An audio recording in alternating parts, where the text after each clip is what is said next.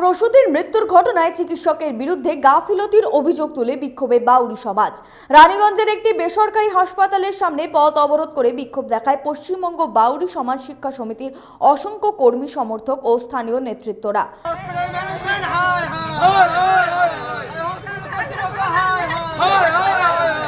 প্রসঙ্গত শনিবার অন্ডালের গোপালমাঠ এলাকার বাসিন্দা মামনি বাউরি প্রসব যন্ত্রণা নিয়ে রানীগঞ্জের একটি বেসরকারি হাসপাতালে ভর্তি হয়।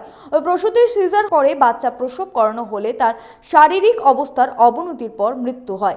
এই ঘটনার খবর পাওয়ার পরপরই ব্যাপক চাঞ্চল্য সৃষ্টি হয় এলাকায়। পরে ঘটনাস্থলে পৌঁছায় বাউরি সমাজ শিক্ষা সমিতির নেত্রী ও স্থানীয়রা। তারা অভিযোগ করেন চিকিৎসকের গাফিলতির জন্য প্রসূতির মৃত্যুর ঘটনা ঘটেছে। 10-11টার সময় একটা আমাদের বোনকে প্রসব অবস্থায় বাচ্চা হওয়ার জন্য এসেছেন এখানে সমস্ত কিছু এখানে ট্রিটমেন্ট করার পর বলেছেন এটা কোনো ডাক্তার কিন্তু আসেনি, ওই অবস্থায় ফেলে রেখে দেওয়া হয়েছে। 3টের সময় তাকে বলা হলো যে এটাকে বাচ্চাকে সিজার করতে হবে। সিজারও হয়েছে। সিজার করার পরে কিন্তু ক্রিটিক্যাল যে অবস্থা পেশেন্ট পার্টিকে কিছু জানায়নি এবং তারপরে ঘটনায় 4টের সময় উনি মারা যান। ডাক্তার দেখছিল ডক্টর বিজন মুখার্জি। কি মনে হচ্ছে এই অত বড় ঘটনা কি ঘটলো, কি কারণটা কি? আমরা মনে করছি এটা গাফিলতি, ট্রিটমেন্টের গাফিলতি আছে। ভালো করে ট্রিটমেন্ট করেনি, অগ্রিম পেশেন্ট পার্টিকে জানায়নি যে ক্রিটিক্যাল অবস্থা আছে। আমরা যদি সেরকম অবস্থা বুঝতাম আমরা অন্য জায়গায় ভর্তি করতাম, ভালো জায়গায় ট্রিটমেন্ট করাতাম। এখানে ফেলে রেখে দেওয়া হয়েছে ঘন্টার পর ঘন্টা।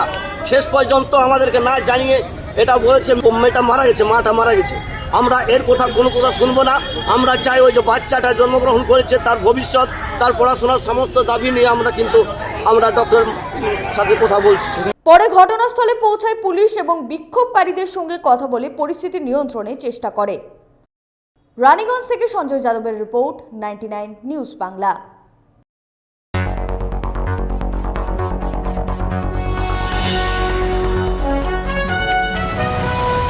আপনারা দেখছেন 99 নিউজ বাংলা।